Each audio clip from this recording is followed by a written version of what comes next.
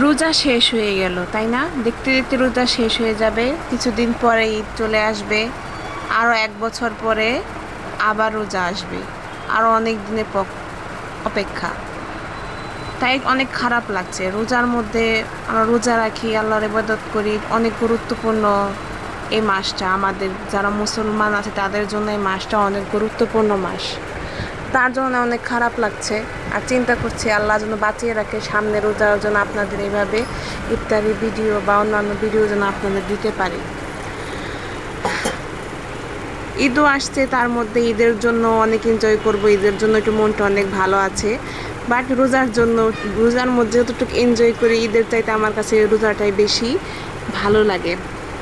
যাই হোক, আজকে বেগুনি তৈরি করব। আজকে একটু বেগুনি আমি আমার মতো বেগুনি তৈরি করি।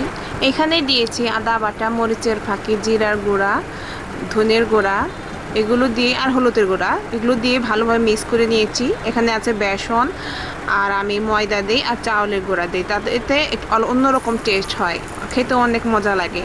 কর্নফ্লাওয়ার বাড়িতে নেই, এই জন্য কর্নফ্লাওয়ারটা দিলাম না। তারপর আমার বেগুনিটা কাটা ছিল, তারপরে বেসনের মধ্যে ডুবিয়ে ডুবিয়ে তেলে দিয়ে দিলাম। আমারটা সেরকম স্পেশালভাবে হয় না যেভাবে দোকানে মানুষ বানায়, কিন্তু খেতে অনেক টেস্ট হয়, অনেক ইয়াম্মি লাগে। আপনারা বলবেন আমার বেগুনিটা আপনাদের কাছে কেমন লাগছে, জানাবেন। এই তো এইভাবে দিয়ে দিলাম। দিয়ে দেওয়ার পরে ডোটুকু উপরে উপরে একটু একটু করে দিয়ে দিব, যাতে এই ফুট পুরোপুরি হয়।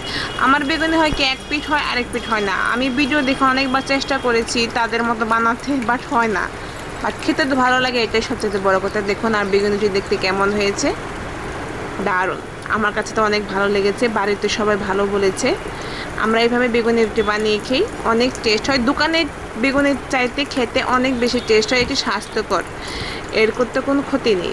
যাই হোক, আমার বেগুনি তৈরি হয়ে গেল। এই যে বেগুনি, তারপর বেগুনি ছাড়া ইফতার করতে ভালো লাগে না, প্লিজ কমেন্ট করে জানাবেন।